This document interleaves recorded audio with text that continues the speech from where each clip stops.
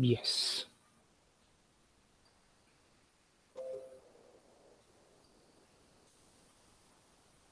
नमस्कार. आज आपण पब्लिक फायनान्समधील एक महत्त्वाची संकल्पना समजावून घेणार आहोत. मार्केट फेल्युअर, बाजारपेठेचं अपयश. मार्केट फेल्युअर म्हणजे काय? तर अर्थव्यवस्थेमध्ये एक व्यवस्था असते, की ज्या व्यवस्थेद्वारे लोक आपल्या गरजांच्या पूर्ततेसाठी प्रयत्नशील असतात. ओके. ही व्यवस्था अर्थव्यवस्थेमध्ये 2 प्रकारे एक्झिक्यूट होऊ शकते. एक म्हणजे अर्थव्यवस्थेमध्ये सरकारनं लोकांना वस्तू आणि सेवा पुरवायच्या. त्यातून लोकांच्या गरजा पूर्ण होतील. आणि दुसरी म्हणजे की दुसरं एक्झिक्युशन म्हणजे की दुसरी अंमलबजावणी म्हणजे बाजारपेठेमध्ये सरकार व्यतिरिक्त इतर उत्पादकांनी आणि व्यापाऱ्यांनी वस्तू उत्पादित करायच्या आणि त्या लोकांना एक्सचेंज करायच्या किंवा विकायच्या. आणि लोकांनी त्या वस्तू बाजारपेठेमधनं खरेदी करायच्या आणि आपल्या गरजांची पूर्तता करायची. आता याच्यामध्ये म्हणजे लोकांच्या गरजांची पूर्तता करण्यासाठी या 2 प्रकारच्या एक व्यवस्थेच्या 2 प्रकारच्या बाजू आहेत असं आपण म्हणू शकतो. जी काही व्यवस्था असू शकते त्याच्या 2 प्रकारच्या बाजू आहेत. एक आहे जी बाजू सरकारकडून उपलब्ध होते. सरकार लोकांसाठी वस्तू निर्माण करतं आणि लोकांपर्यंत पुरवतं. म्हणजे उदाहरणार्थ आपल्याकडे सरकारच्या मालकीच्या कंपन्या आहेत. Bharat petroleum, Indian oil corporation, ONGC वगैरे, वगैरे. आणि त्या किंवा आणखीन इतर अनेक सरकारच्या मालकीच्या बँकिंग क्षेत्रामधल्या बँकासुद्धा आहेत वगैरे, वगैरे माहिती आहे आपल्याला. तर या कंपन्या वेगळ्या प्रकारच्या वस्तूंचं उत्पादन करतात किंवा त्या वस्तू इतरत्र उत्पादित होणाऱ्या वस्तू खरेदी करतात आणि त्या वस्तू लोकांना पुरवण्याचं काम करतात. रिझनेबल किंवा योग्य त्या दरामध्ये, योग्य त्या किमतीमध्ये लोकांना पुरवण्याचं काम करतात. ही व्यवस्थेची एक बाजू आहे. व्यवस्थेची दुसरी एक बाजू आहे, की वस्तू आणि सेवा खाजगी उत्पादक तयार करतात आणि उत्पादक आणि व्यापारी बाजारपेठेमध्ये विकायला आणतात, मार्केटमध्ये विकायला आणतात आणि मार्केटमध्ये लोकं येऊन त्या वस्तू आणि सेवा खरेदी करतात. उदाहरणार्थ अनेक वस्तूंच्या बाबतीत आपण हे अनुभवतो. उदाहरणार्थ आपण पेन खरेदी करतो किंवा काही आपण ज्या वस्तू खाजगी उपयोगाच्या ज्या वस्तू खरेदी करतो, ज्या अ, एका अर्थानं बेसिक नाहीयेत. अशा वस्तू बऱ्याचशा मार्केटमधनं पुरवल्या जातात. उदाहरणार्थ तुम्हाला टीव्ही घ्यायचा असेल, तुम्हाला फ्रिज घ्यायचा असेल, तुम्हाला मोटर कार घ्यायची असेल, बरोबर ना? या वस्तू तुम्हाला कोण पुरवतं? तर मार्केट पुरवतं. ओके. बाजारपेठेमध्ये खाजगी उद्योजक आणि उत्पादक तुमच्या हातामधला मोबाईल कुणी पुरवलाय? खाजगी उद्योजकांनी पुरवलाय. ओके. खाजगी उद्योजक बाजारपेठेमध्ये या वस्तू उत्पादित करतात आणि मग उद्योजक आणि विक्रेते म्हणजे उत्पादक आणि विक्रेते या वस्तू ग्राहकांना विकतात आणि ग्राहक त्या वस्तू खरेदी करतात. ओके. आणि ग्राहक त्या वस्तू खरेदी करतात आणि आपल्या गरजा पूर्ण करतात. आता या व्यवस्थांच्या दोन्ही बाजूमध्ये ग्राहकांची भूमिका तीच आहे. ग्राहकाने त्या वस्तू खरेदी करायच्या आहेत. ओके. किमतीमध्ये वर-खाली असू शकतं, कमी-जास्त असू शकतं. कदाचित सरकारनं पुरवलेल्या वस्तू स्वस्त असू शकतात. कमी ते किमतीमध्ये असू शकतात. खाजगी क्षेत्रानं पुरवलेल्या वस्तू कदाचित महाग असू शकतात वगैरे, वगैरे. वर-खाली असू शकतात किमतींच्या बाबतीत. पण दोन्ही ठिकाणी ग्राहकांची भूमिका तीच आहे, की त्या वस्तू खरेदी करायच्या आणि आपल्या गरजा पूर्ण करायच्या. ओके. आता याच्यामध्ये मार्केटची जी बाजू आहे किंवा बाजारपेठेची बाजू आहे, त्याच्यामध्ये सगळ्या उत्पादकांचा एकत्रितपणे सगळे उत्पादक आणि सगळे विक्रेते बाजारपेठेमध्ये लोकांच्या गरजांच्या पूर्तीसाठी ज्या वस्तू आणि सेवा आणतात विक्रीला, त्या व्यवस्थेला आपण मार्केट असं म्हणतो. बाजारपेठ असं म्हणतो. ओके. आपल्याला हे बाजारपेठेला अपयश का येतं आणि बाजारपेठेला अपयश आल्यामुळे सरकारला त्यामध्ये आपली भूमिका का बजावावी लागते, कशाप्रकारे बजावावी लागते किंवा सरकारला त्यामध्ये का उडी घ्यावी लागते, हे आपल्याला समजावून घ्यायचं आहे. ओके. म्हणजे बाजारपेठ जर असेल, लोकांच्या गरजांच्या पूर्तीसाठी जर बाजारपेठ असेल, तर सरकारनं त्याकडे लक्ष कशाला द्यायला हवं? असाही एक प्रश्न उभा राहतो. सनातनवाद्यांचं म्हणणं हेच होतं, की लोकांना वस्तू मिळतायत की नाहीयेत, लोकांच्या गरजा पूर्ण होतात की नाहीत हे सरकारनं पाहण्याची गरज नाही. त्यासाठी बाजारपेठ आहे, मार्केट आहे, मार्केट बघून घेईल. बरं ना. सरकारनं फक्त एवढंच बघावं की देशाचं संरक्षण, अंतर्गत सुव्यवस्था यासारखी जी कामं आहेत ती सरकारनं करावीत. ओके. परंतु वस्तू निर्माण करणं, वस्तू लोकांपर्यंत पोहोचवणं, लोकांना मिळतात की नाही पाहणं, हे पाहणं सरकारचं काम नव्हे, असं सनातनवादी अर्थशास्त्रज्ञांचं मत होतं. बाजारपेठेमध्ये ॲडम स्मिथनं तर अशी संकल्पना मांडली होती की बाजारपेठेमध्ये जर काही प्रॉब्लेम निर्माण झालाच तर बाजारपेठेमध्ये एक अदृश्य हात, इनविजिबल हँड, त्या सगळ्याची काळजी घेईल. समजा काही कारणामुळे बाजारपेठेमध्ये उत्पादन एक्सेस झालं आणि किमती खाली आल्या तर आपोआपच उत्पादन अतिरिक्त झाल्याने किमती खाली आल्या तर आपोआपच परत मागणी वाढेल आणि पुन्हा किमती वर जातील आणि त्यामुळे उत्पादकांचं जे नुकसान होतं ते थांबेल.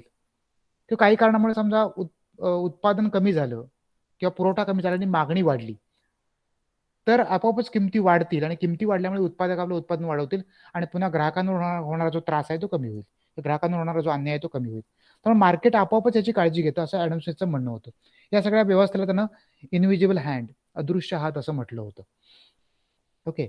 आता हा अदृश्य हात कार्य करेल असं सनातनवादी अर्थशास्त्रांचं म्हणणं होतं. परंतु आधुनिक अर्थशास्त्र, विशेषतः केन्सवादी अर्थशास्त्र जे आहेत त्यांचं म्हणणं असं आहे की हे शक्य नाहीये. बाजारपेठेमध्ये प्रत्येक वेळेला मार्केट इफिशियंटली काम करेल असं नाही. बाजारपेठेमध्ये मार्केट अपयशी होऊ शकतं आणि मग सरकारला हस्तक्षेप करणं भाग पडतं. मग आता इथं प्रश्न निर्माण होतो की बाजारपेठेचं अपयश म्हणजे काय आणि बाजारपेठ का अपयशी ठरते, हे आपण समजावून घेतलं पाहिजे. बाजारपेठ अपयशी ठरते म्हणजे काय? बाजारपेठ अपयशी ठरते वेगवेगळ्या माध्यमात किंवा वेगळ्या मार्गानं.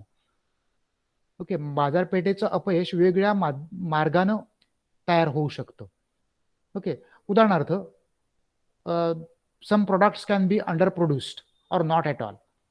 असं होऊ शकतं की काही वस्तू या अपुऱ्या प्रमाणात बाजारपेठेकडून तयार होतील किंवा उत्पादित होतील किंवा अजिबात होणार नाहीत, असं होऊ शकतं. मग ती वस्तू पूर्णामध्ये मार्केट फेल होणार. बरोबर ना. असं आपण काही वेळेला बघतो की काही वस्तू बाजारपेठ पुरेशा प्रमाणात पुरवू शकत नाही. ओके. मग अशा वेळेला जर पुरेशा प्रमाणात जर पुरवणार नसेल, लोकांपर्यंत जर पुरेशा प्रमाणात जर जाणार नसतील त्या वस्तू, तर मग तिथे कोणीतरी दुसरं त्या पुरवलं पाहिजे, कोणीतरी म्हणजे सरकारने पुरवल्या पाहिजेत. ओके. कारण बाजारपेठ अपयशी होण्याचा हा एक मार्ग आहे असं म्हणता येईल किंवा या अशा प्रकारे बाजारपेठ अपयश होऊ शकते या मार्गातून. ओके. म्हणजे एकतर बाजारपेठ वस्तूंची उपलब्धता कमी करू शकते किंवा काही कारणामुळे बाजारपेठ पुरेशा वस्तू उत्पादित करणार नाही असं घडू शकतं. ओके.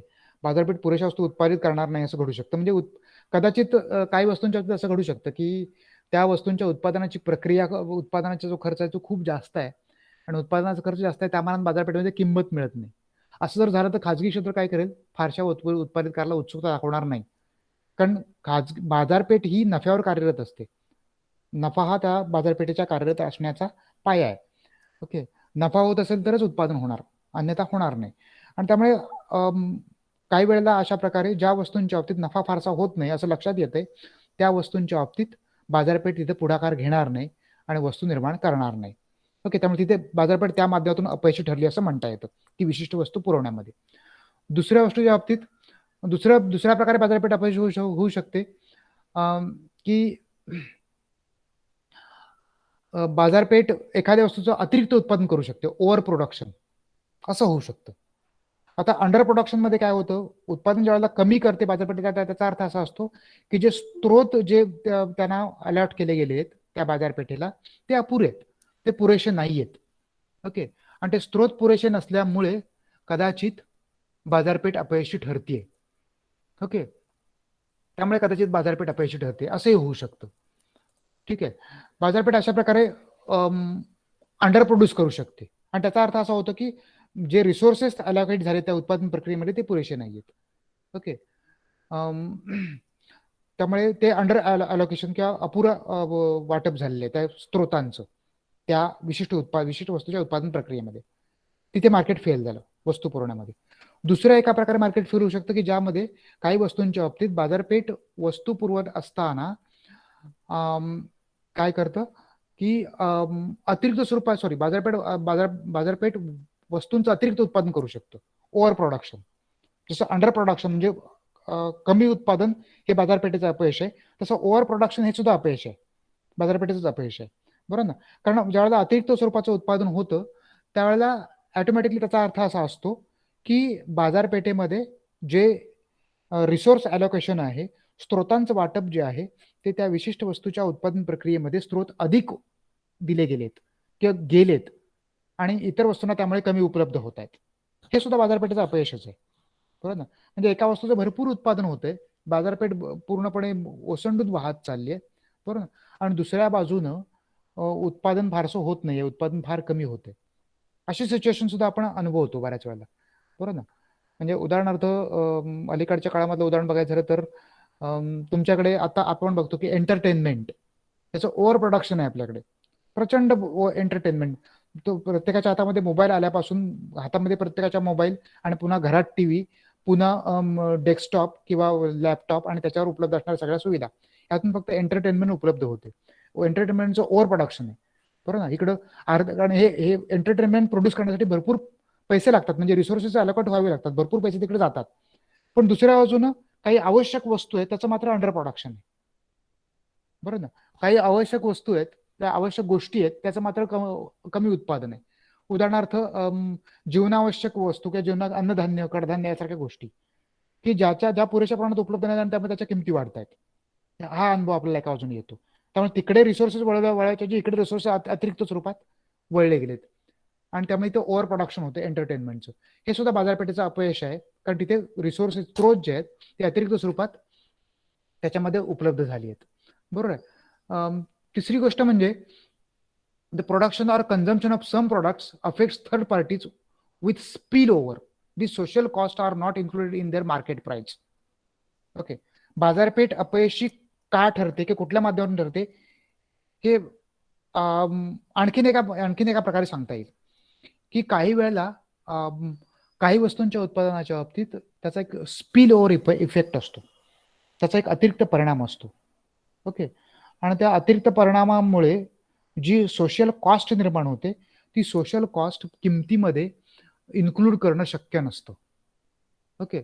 आणि त्यामुळे त्या वस्तूच्या बाबतीत बाजारपेठ फेल झाली, अपयशी ठरली असं म्हणता येतं. ओके. उदाहरणार्थ स्पिलओव्हर इफेक्ट म्हणजे आपण समजावून घेऊया, उदाहरणाच्या माध्यमातून समजावून घेऊया की समजा एखाद्या वस्तूचं उत्पादन होत आहे. ओके. उदाहरणार्थ रस्त्यावरची दिवाबत्तीची सोय. ओके. रस्त्यावरची दिवाबत्तीची सोय. ओके. रस्त्यावरच्या दिवाबत्तीच्या सोय मध्ये ज्यावेळेला ग्रामपंचायत रस्त्यावर दिवाबत्तीची सोय करते त्यावेळेला ती जर खाजगी उद्योजकांनी करायची म्हटली, की खाजगी उद्योजकांनी करायची म्हटली, समजा ग्रामपंचायतीचं काम ग्रामपंचायतीने ठरवलं की खाजगी उद्योजकांना रस्त्यावर दिवे लावण्याची किंवा रस्त्याच्या वरच्या जी दिवाबत्तीची सोय ते करण्याचं कॉन्ट्रॅक्ट द्यावं असं खाजगी उद्योजकांनी त्यांनी सांगितलं. आणि खाजगी उद्योजकांनी जर करायचं ठरवलं तर काय होतं, खाजगी उद्योजकांनी समजा तिथं हे उभारले, काय लाईट उभारले. ओके. ते दिवाबत्तीचे खांब उभारले आणि दिवाबत्तीची सोय केली. आता हे खाजगी उद्योजक त्यासाठी प्राइस आकारणार. ओके. ती प्राइस कुणाला आकारावी हा प्रश्न निर्माण होईल. कारण रस्त्यावरून जाणार येणारे असं म्हणतील की आम्हाला लाईटची गरज नाही. ओके. किंवा जाणाऱ्या येणाऱ्यांना रोज आकारले, समजा जाणाऱ्या येणाऱ्यांवर आकारले. ओके. तर त्याचा जो समजा आता दिवाबत्ती सोय जिथे केली किंवा जिथे रस्त्यावरचा दिवाबत्तीच्या सोय करणारा जो हे आहे खांब आहे तो लावलाय, त्याच्या शेजारी समजा एखादं घर आहे पाठीमागे रस्त्याला लागून आणि तो रस्त्यावरचा दिवा आहे म्हणून त्या घरातले लोक आपला बाहेरचा लाईट लावत नाहीयेत, त्यांना तो रस्त्यावरच्या दिव्याचा प्रकाश पुरतोय. परंतु आता रस्त्यावरचा प्रकाश पुरतोय आणि त्यामुळे त्यांना बाहेरचा लाईट लावावं लागत नाही, त्यांची बचत होतीये. म्हणून ग्रामपंचायत त्यांच्यावर रस्त्यावरच्या दिव्याचा अधिक कर लावू शकते का, अधिक पैसे लावू शकते का, तर तो खाजगी उद्योग सांगू शकतो का तुम्ही हा लाईट माझा वापरताय, तुम्ही ह्याचे पैसे द्या, ज्यादा पैसे द्या, कारण तुमचं घर इथे आहे, असं सांगू शकतो का? नाही सांगू शकत. ओके. याचं कारण असं आहे की तो म्हणेल की तुम्ही तुमचा लाईट काढून द्या, मला नको तुमचा लाईट, माझं मी बघेन असं म्हणलं, आणि त्यामुळे ते तिथे कोणी हे करणार नाही. ओके. त्यामुळे ते प्राइस चार्ज करण्यामध्ये प्रॉब्लेम होतो. आणखीन एक उदाहरण सांगता येईल की काही वेळेला सोशल कॉस्ट निर्माण होते. ओके. आता जो मला इफेक्ट सांगितला तो स्पिल ओव्हर इफेक्ट होता. ओके, म्हणजे अतिरिक्त फायदे अतिरिक्त लोकांना उपलब्ध करून देणं, पण त्याची प्राइस आकारता नाही येणं, त्याची किंमत आकारता नाही येणं, हा स्पिलओव्हर इफेक्ट आहे. ओके. काय आणखीन एक उदाहरण सांगतो. आपण घरामध्ये टीव्ही खरेदी करतो, फ्रीज खरेदी करतो, मोटरसायकल खरेदी करतो, बरं ना. आता या वस्तू आपण ज्यावेळेला खरेदी करतो त्यावेळेला त्याची पर्यावरणाच्या दृष्टिकोनातून काही हानी आहे, बरं ना. आपण मोटरसायकल खरेदी करतो, आपण रोज मोटरसायकल वापरतो. ओके, रोज मोटरसायकल आपण वापरतो, परंतु त्याची पर्यावरणाच्या दृष्टिकोनातून हानी होते, आपल्याला माहिती आहे. आपण घरात रेफ्रिजरेटर घेतो, रेफ्रिजरेटरचा वापर करतो. ओके, मात्र पर्यावरणाच्या दृष्टिकोनातून ते धोकादायक आहे, आपल्याला माहिती आहे. ओके, आता होतं काय, असं आपण मोटरसायकल घेतली, आपण रोज रोज मोटरसायकल वापरतो आहोत. त्या मोटरसायकलच्या धूर हवेमध्ये सोडण्यामुळे हवेचं प्रदूषण होते. त्या हवेच्या प्रदूषणामुळे, त्या मोटरसायकलच्या धुरामुळे जे प्रदूषण झालं, त्या प्रदूषणामुळे काही लोकांना श्वसनाचे आजार झालेत, आणि त्या श्वसनाच्या आजारात ट्रीट करण्यासाठी खर्च येतोय. ओके, श्वसनाचे ते आजार ट्रीट करण्यासाठी खर्च येतोय. आता हे श्वसनाचे आजार कुणामुळे झाले? त्या मोटरसायकल ज्या वापरल्या जातात, उदाहरण म्हणून सांगतोय. ओके, फक्त मोटरसायकलच नव्हे, सगळ्या प्रकारच्या गाड्या या वापरल्या जातात, त्यांनी हवेमध्ये सोडलेल्या धुरामुळे झालं. ओके, परंतु आता ह्याची कॉस्ट कोणावर बसली बघा? ज्यांना जो तो आजार झाला त्यांच्यावरती कॉस्ट बसली. त्यांना आपला आजार ट्रीट करण्यासाठी काही हजार, काही लाख रुपये खर्च करावे लागणार आहेत. ओके, झालंय कोणामुळे? मोटरसायकलच्या मालकांमुळे. पण कॉस्ट कोणाला करायला लागते? ज्यांना आजार झाले त्यांना ती कॉस्ट सहन करावी लागते. मग आता ही जी कॉस्ट आहे, ही कॉस्ट ह्यांचा आजार ट्रीट करण्याची जी कॉस्ट आहे, ती कॉस्ट आपण मोटरसायकलच्या किमतीमध्ये लावू शकतो का? किंवा त्या रेफ्रिजरेटरच्या किमतीमध्ये लावू शकतो का? कारण रेफ्रिजरेटर फ्रीजिंगच्या, कुलिंगच्या प्रोसेसमध्ये क्लोरोफ्लोरो कार्बन बाहेर सोडतो. त्यामुळे सुद्धा हवेचं तापमान वाढतं, आणि तापमान वाढल्यामुळे पुन्हा मग तापमान वाढीचे दुष्परिणाम आपल्याला माहिती आहेत, बरोबर ना. वातावरणातली अनियमितता वगैरे वगैरे, आणि त्यामुळे होणारं नुकसान शेतकऱ्यांचं आणि लोकांचं. आता हे जे नुकसान भरून काढण्याची जी कॉस्ट आहे, त्याचा जो खर्च आहे, तो खर्च त्या वस्तूच्या किमतीवर लावता येईल का? म्हणजे समजा एखाद्या गावामध्ये एक 100 मोटरसायकल्स आहेत, आणि त्या गावामधल्या एक 10 लोकांना श्वसनाचे आजार झाले. ओके, आणि त्या 10 लोकांचे श्वसनाचे आजार ट्रीट करण्याचा समजा एक 20 लाख रुपये खर्च आला. आता हे 20 लाख रुपये या 100 मोटरसायकलच्या मालकांवर बसवायचे का? बसवता येतील का? नाही बसवता येणार. ओके, ही सोशल कॉस्ट आहे. ओके, पर्यावरणाची हानी ही सोशल कॉस्ट आहे. मात्र ही सोशल कॉस्ट मार्केट प्राइस मध्ये इन्क्लूड करणार नाही, मार्केट प्राइस मध्ये इन्क्लूड करत नाही, आणि इथे सुद्धा मार्केट फेल होतं. ओके, ही मार्केट फेल्युअर कोणकोणत्या मार्गाने होतं याची उदाहरणं आहेत. ओके, ही 3 उदाहरणं मी तुम्हाला सांगितली. एक अंडर प्रोडक्शन म्हणजे कमी उत्पादन, एक जादा उत्पादन, आणि तिसरं म्हणजे सोशल कॉस्ट किमतीमध्ये समाविष्ट करता नाही येणं. सामाजिक खर्च, वस्तूंच्या उत्पादनाचा जो सामाजिक खर्च आहे, तो वस्तूच्या किमतीमध्ये समाविष्ट करता न येणं, या 3 मार्गाने बाजारपेठ अपयशी ठरते असं म्हटलं जातं. आता तुमच्या लक्षात आलं असेल की बाजारपेठेचं अपयश जे आहे, हे अपयश वरवरून आपल्याला दिसतं की अंडर प्रोडक्शन किंवा ओव्हर प्रोडक्शनमुळे होतं, पण बाजारपेठेच्या अपयशामागे प्रामुख्याने अलोकेटिव्ह इफिशियन्सी आहे. ओके, वाटपामधली जी अकार्यक्षमता आहे, ती वाटपामधली अकार्यक्षमता याला प्रामुख्याने कारणीभूत आहे. ओके, आणि त्यामुळे बाजारपेठ अपयशी ठरते असं लक्षात येतं. ओके, तर बाजारपेठ केव्हा केव्हा अपयशी होतो, का अपयशी होतो? ओके, बाजारपेठेला अपयश काय येतं वस्तू पुरवण्यामध्ये? ओके, याची कारणं आपण थोडक्यात समजावून घेऊया. बाजारपेठ अपयशी ठरते याची वेगवेगळी कारणं दिली जाऊ शकतात. एक एक आपण बघूया. पहिली गोष्ट, नॉलेज इज नॉट परफेक्ट, म्हणजे इग्नोरन्स. लोकांना माहिती नसतं, अज्ञान. ओके, लोकांचं अज्ञान असल्यामुळे लोकांना माहित नसतं की अमुक ठिकाणी अमुक किती वस्तू मिळते आणि ती स्वस्त मिळते, याचं पूर्ण ज्ञान लोकांना नसतं, ग्राहकांना पण नसतं, आणि काही वेळेला उत्पादकांना पण नसतं. त्या दोन्ही बाजूचं अज्ञान असल्यामुळे बऱ्याच वेळेला बाजारपेठ अपयशी ठरते. ओके, हे पहिलं महत्वाचं कारण आहे. ओके, उत्पादकांचं आणि ग्राहकांचं वस्तूंच्या उपलब्धतेबाबत आणि किमतीबाबत असणारं अज्ञान. ओके, उत्पादकांना काही वेळेला माहित नसतं की मार्केटमध्ये अमुक एक वस्तू अशा प्रकारे विकली जाते आणि त्याचं ही प्राइस आहे, आणि त्यामुळे ती माहिती त्याने घेतलेली नसल्यामुळे, त्याच्यापर्यंत पोहोचलेली नसल्यामुळे तो आपली किंमत लावतो. ओके, किंवा बाजारपेठेमध्ये एवढं उत्पादन अगोदरचं होतंय हे माहित नाहीये, ओके, उत्पादकाला, आणि तो अधिक आणखीन उत्पादनामध्ये भर टाकायला जातो आणि त्यामुळे ओव्हर प्रोडक्शन होतं, बाजारपेठ फेल होते.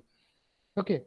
किंवा काही वेळेला उत्पादकांना माहित नसतं की या वस्तूचं अंडर प्रोडक्शन होतंय, या वस्तू लोकांना इतक्या प्रमाणात हव्या आहेत, परंतु भरपूर त्या वस्तूचे अनेक उत्पादक आहेत, 700-800 उत्पादक आहेत, आणि त्यामुळे नक्की बाजारपेठेमध्ये किती पुरवठा होतोय आणि नक्की मागणी किती आहे याचा अंदाज उत्पादकाने येत नाही, आणि त्यावेळेला मग अंडर प्रोडक्शन होतं आणि बाजारपेठ अपयशी होते.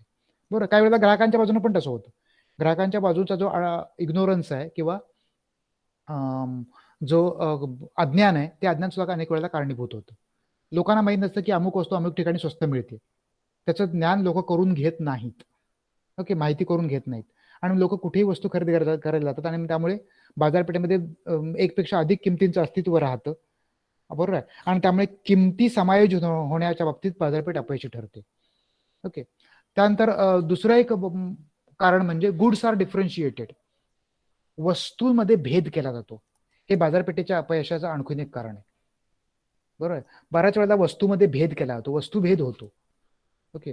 वस्तूभेद होतो म्हणजे काय, तर उत्पादक विशेषतः मक्तेदारीयुक्त स्पर्धेच्या बाजारपेठांमध्ये किंवा ओलिगोपॉली म्हणजे अल्पाधिकाराच्या बाजारपेठांमध्ये उत्पादक आपल्या वस्तूभेद करतात. वस्तूभेद करतात म्हणजे काय, तर आपली वस्तू इतरांपेक्षा वेगळी कशी आहे हे दाखवून देण्याचा प्रयत्न करतात. खरं पाहायला गेलं तर वस्तू तीच असते. ओके. परंतु प्रत्येक जण वेगळ्या माध्यमातून, जाहिरातींच्या माध्यमातून किंवा त्या वस्तूमध्ये वेगळ्या प्रकारची फीचर टाकून, ऍड करून, समाविष्ट करून आपली वस्तू इतरांपेक्षा वेगळी कशी दाखवण्याचा प्रयत्न करतो, त्यालाच वस्तूभेद असं म्हणतात. म्हणजे उदाहरणार्थ मोबाईलच्या मार्केटमध्ये मोबाईल ही एकच वस्तू आहे, बरोबर ना, परंतु तरी सुद्धा मोबाईलच्या किमती वेगळ्या आहेत. म्हणजे तुम्ही आयफोन घेतात तर त्याची किंमत जास्त आहे, सॅमसंगचा एखादा मॉडेल घेतला तर वेगळ्या मॉडेलच्या किमती वेगळ्या आहेत, बरोबर ना. आणखीन कुठल्या कंपनीच्या नोकियाच्या किमती वेगळ्या आहेत, बरोबर ना, की व्हिडिओकॉनच्या मोबाईलच्या किमती वेगळ्या आहेत, बरोबर ना. व्हिडिओकॉनचा मोबाईल असतो हेच आपल्याला माहित नसतं. ओके. याचं कारण असं आहे की त्यांनी काय केलंय, या उत्पादकांनी आपली वस्तू इतरांपेक्षा वेगळी कशी आहे तुमच्या मनामध्ये जाहिरातीच्या माध्यमातून आणि इतर माध्यमातून तुमच्या मनामध्ये ठसवलंय. ओके. म्हणजे वस्तू तीच आहे, मोबाईल हीच वस्तू आहे, पण वेगळेपणा ठसवण्याचा प्रयत्न केलाय. मग त्यासाठी जाहिरात केलेली असते, काही वेळेला त्याचं पॅकिंग वेगळं केलं जातं, काही वेळेला आतमध्ये वेगळी फीचर्स आहेत असं सांगितलं जातं, की दाखवलं जातं, किंवा ऍक्च्युली फीचर ऍड केली जातात, आणि त्यामुळे ती वस्तू वेगळी करण्याचा प्रयत्न केला जातो, आणि त्यामुळे मग त्या वस्तूच्या वेगळ्या किमती आकारल्या जातात. ओके. अशा प्रकारे गुड्स डिफरन्शिएट केल्यामुळे, अशा प्रकारे वस्तू भेद केल्यामुळे ग्राहक सुद्धा गोंधळून जातो. कारण ग्राहकाला काय होतं, ग्राहकाला सुद्धा बेसिकली मोबाईल कशासाठी खरेदी करायचा आहे, बोलण्यासाठी. ओके. अलीकडच्या काळामध्ये त्याचा स्क्रीनवर म्हणून सुद्धा वापर करता येतो, म्हणजे त्याच्या स्क्रीनचा पण आपण वापर करू शकतो, युट्यूब बघणं, फेसबुक बघणं वगैरे वगैरे. ओके. म्हणजे एक 2-3 बेसिक फंक्शन्स आहेत त्याची, मोबाईलची, बरोबर ना. पण तरी सुद्धा ज्यावेळेला आपल्याला मोबाईल खरेदी करायचा असतो त्यावेळेला आपल्यासमोर इतके मोबाईल येतात, इतक्या प्रकारचे, इतक्या कंपन्यांचे, आणि प्रत्येक कंपन्यांचे अनेक मॉडेल्स, प्रत्येक मॉडेल्सचे अनेक फीचर्स, आणि त्याच्या पुन्हा वेगळ्या किमती. हे ज्यावेळेला आपल्या समोर होतं त्यावेळेला आपण गोंधळून जातो, आणि त्यामुळे नक्की काय चॉईस करायचं हे ग्राहकाच्या लक्षात येत नाही, आणि त्यामुळे वस्तू पुरवण्यामध्ये मार्केट फेल होतं, लोकांपर्यंत योग्य प्रकारे त्या वस्तू पोहोचत नाहीत असं म्हटलं जातं. त्यानंतर रिसोर्स मोबिलिटी. ओके. स्त्रोतांचं जी मोबिलिटी, सॉरी, रिसोर्स इमोबिलिटी, म्हणजे स्त्रोतांची काय म्हणता येईल, स्त्रोत मोबाईल नसणं, किंवा स्त्रोत एका ठिकाणी दुसऱ्या ठिकाणी जाऊ न शकणं. ओके. यामुळे सुद्धा मार्केट बऱ्याच वेळा अपयशी ठरतं. ओके. पुरेशा प्रमाणात पुरवण्यामध्ये काही विशिष्ट प्रकारचे स्त्रोत विशिष्ट ठिकाणी लोकेट असतात. ओके. विशिष्ट वस्तूंच्या बाबतीत त्या वस्तू उत्पादनासाठी आवश्यक असणारे स्त्रोत हे विशिष्ट ठिकाणी लोकेट असतात, आणि ते स्त्रोत दुसरीकडे जाऊ नाही शकत, ते स्त्रोत दुसरीकडे नेता येत नाहीत, आणि मग जिथे मागणी असते तिथे वस्तू पुरवता येत नाही, आणि मग त्या ठिकाणी मार्केट अपयशी ठरतं. ओके. म्हणजे उदाहरणार्थ आता आंतरराष्ट्रीय पातळीवर आपल्याला माहिती आहे तेलाचे साठे जे आहेत ते ठराविक राष्ट्रांमध्ये आहेत. मध्य पूर्व आशियामध्ये मोठ्या बऱ्यापैकी तेलाचे साठे आहेत वाळवंटामध्ये, परंतु आपल्याला ठाऊक आहे. आता हे जे तेलाच्या ज्या विहिरी आहेत त्या उचलून काय भारतामध्ये आणतात नाही, किंवा जगात दुसऱ्या देशामध्ये नेता येत नाहीत. ओके. आणि त्यामुळे तेल जगातल्या इतर राष्ट्रांना पुरवताना त्याची ट्रान्सपोर्टेशन कॉस्ट वाढते. ते तेल वाहून नेता येतं उत्पादित केलेलं अलीकडच्या काळामध्ये, मात्र त्याची ट्रान्सपोर्टेशन कॉस्ट वाढते, आणि इतर अनेक कारणांमुळे त्याच्या किमती पण वाढतात. ओके. आणि त्यामुळे जेवढ्या प्रमाणात वस्तू हवी तेवढ्या प्रमाणात ती उपलब्ध होत नाही, कारण किमती वाढल्या की लोकांना गरज असते पण तरी सुद्धा लोक खरेदी करत नाहीत. म्हणजे पुन्हा एकदा लोकांच्या गरजांच्या पुरते ते इतक्या वस्तू मार्केटमध्ये उपलब्ध होत नाहीत म्हणण्यापेक्षा त्या लोकांपर्यंत पोहोचत नाहीत आणि त्यामुळे मार्केट फेल होतं, बाजारपेठ अपयशी ठरते. तर रिसोर्स इमेबिलिटी, स्त्रोतांची अचलता, ओके, स्त्रोतांची अचलता हे सुद्धा त्याला एक कारण आहे. आणखीन एक कारण सांगता येतं मार्केट पॉवर, बाजारपेठेची क्षमता किंवा बाजारपेठ क्षमता, बाजारपेठेमध्ये असणारी बाजारपेठेला प्रभावित करण्याची क्षमता. ओके, बाजारपेठेला प्रभावित करण्याची क्षमता. काही वस्तूंच्या बाबतीत असं असतं की त्या वस्तूचे जे वेगवेगळे उत्पादक असतात त्यातले ठराविकच उत्पादक बाजारपेठेला प्रभावित करत असतात. त्यांच्या बाजारपेठेवर त्यांची हुकूमत चालत असते. आपण बघतो, आपण सध्याची जी मार्केट्स आहेत वेगवेगळ्या वस्तूंची, कुठल्याही वस्तूची घ्या, कुठल्याही सेवेची घ्या, त्या वस्तूंच्या मार्केटच्या बाबतीत आपण बघतो की ती सगळी मार्केट ओलिगोपॉलीची मार्केट आहेत आणि काही मार्केट तर डिओपॉलीची म्हणजे द्वयाधिकाराची आहेत. ओके, की ज्याच्यामध्ये एक किंवा दोन कंपन्यांचा मोठ्या प्रमाणात, इतर कंपन्या उत्पादन करत असतात पण प्रभाव मात्र एक किंवा दोन कंपन्यांचाच असतो. ओके, आणि एक किंवा दोन कंपन्यांचा प्रभाव असल्यामुळे त्या कंपन्या ती जी त्यांची जी मार्केट पॉवर असते, बाजारपेठेला प्रभावित करण्याची जी क्षमता असते ती क्षमता एक्सरसाइज करत असतात, वापरत असतात आणि त्यामुळे वस्तूंच्या किमती वाढवणं, वस्तूच्या किमती वाढत म्हणून मुळातच वस्तू कमी पुरवठा करणं, यासारख्या गोष्टी केल्या जातात आणि तिथे जो मार्केट फेल होतं.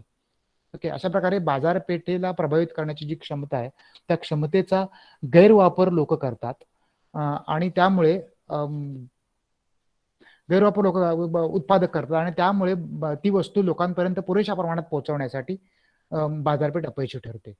ओके, हे आणखीन एक कारण आहे की ज्यामध्ये बाजारपेठ अपयशी ठरते. त्यानंतर सर्व्हिसेस, गुड्स वुड और कुड not be provided in sufficient quantity by the market. त्यावेळेला सिच्युएशन अशी असते की वस्तू किंवा सेवा ज्या आहेत ज्या पुरेशा प्रमाणात बाजारपेठ पुरवूच शकत नाही, अशी स्थिती असते.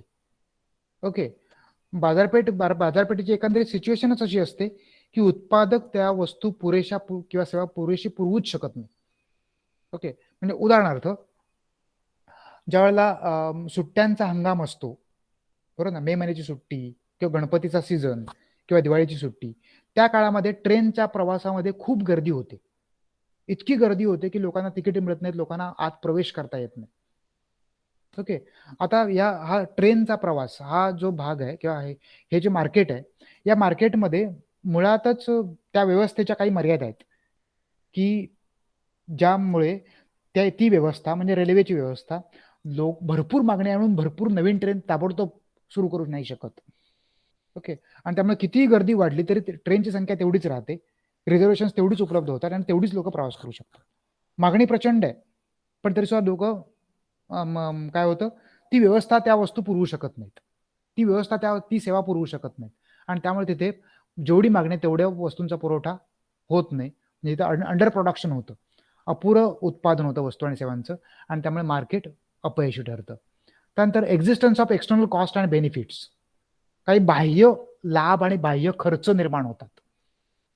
ओके, काही बाह्य लाभ आणि बाह्य खर्च निर्माण होतात उत्पादन प्रक्रियेमध्ये, त्या विशिष्ट वस्तूच्या बाबतीत एक्सटर्नल कॉस्ट आणि एक्सटर्नल बेनिफिट्स निर्माण होत असतात आणि त्यामुळे ती वस्तू मार्केट पुरवायला धजावत नाही किंवा मार्केट पुरवण्यास पुढे येत नाही आणि त्यामुळे तिथे मार्केट अपयशी ठरतं, बाजारपेठ अपयशी ठरतं. आपण ज्याला मार्केट असं म्हणतोय त्यावेळेला मार्केटचा अर्थ खाजगी उत्पादक आणि खाजगी विक्रेते असा त्याचा अर्थ आपण घ्यायचा. ओके, त्यामुळे ती वस्तू पुरवण्यास मार्केट किंवा बाजारपेठ अपयशी ठरते. ओके, उदाहरणार्थ मगाशी मी दिवाबत्तीचं उदाहरण तुम्हाला दिलं. दिवाबत्तीच्या उदाहरणामध्ये मार्केट एक्सटर्नल कॉस्ट आहे, ओके, किंवा एक्सटर्नल बेनिफिट्स आहेत.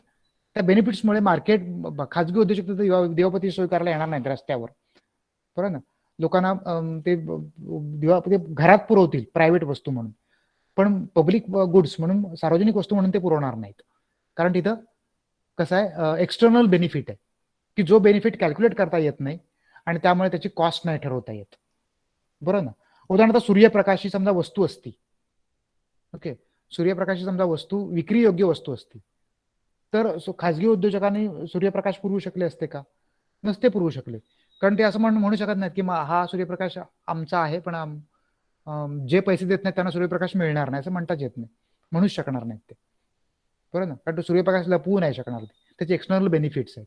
तसं एक्सटर्नल कॉस्ट पण असते. म्हणजे मगाच रेफ्रिजरेटरचं किंवा त्या मोटरसायकलचं उदाहरण जे होतं प्रदूषणाचं आणि त्यामुळे होणाऱ्या आरोग्यावरच्या खर्चाचं, ती एक्सटर्नल कॉस्ट आहे.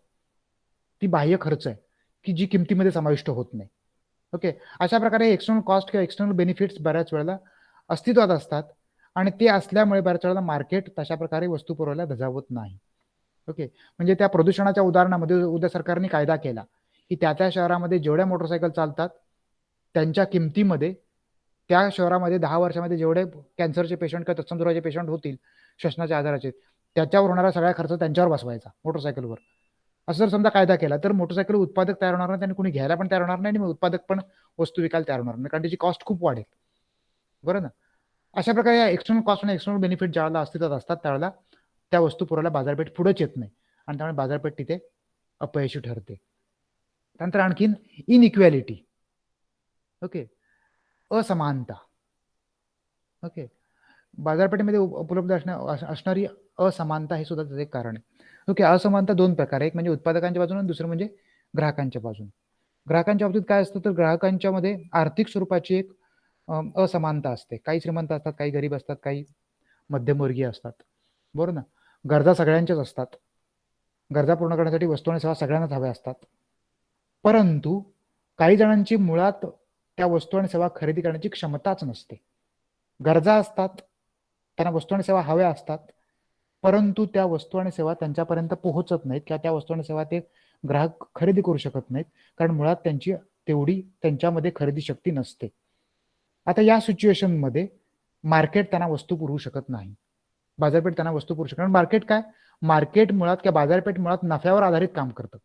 नफा होणार असेल तरच वस्तू विकणार, नफा होणार नसेल तर बाजारपेठ वस्तू ती तयार करायला तयार नाही, विकायला तयार होणार नाही. आणि त्यामुळे ज्या बाजारपेठेच्या बाबतीत ग्राहकांची मुळात आर्थिक कुवत नसते त्या वस्तू खरेदी करण्याची, त्या ग्राहकांना ती वस्तू पुरवण्यामध्ये बाजारपेठ अपयशी ठरते. ओके, ही काही बाजारपेठेच्या अपयशाची कारणं आहेत. ओके, जी आज आपण समजावून घेतली. ओके, आज आपण बाजारपेठेचं अपयश म्हणजे काय हे समजावून घेतलं आणि बाजारपेठेच्या अपयशाची कोणकोणती कारणं आहेत हे आपण समजावून घेतलं. ओके, पुढच्या लेक्चरला आपण या अनुषंगानं पब्लिक गुड्स म्हणजे काय हे आपण समजावून घेऊ आणि मुळातच बाजारपेठ अपयश झाल्यानंतर सरकारला हस्तक्षेप करण्याची वेळ काय येते आणि सरकार कशा प्रकारे हस्तक्षेप करतं हा भाग आपण पुढच्या लेक्चरला समजावून घेऊ.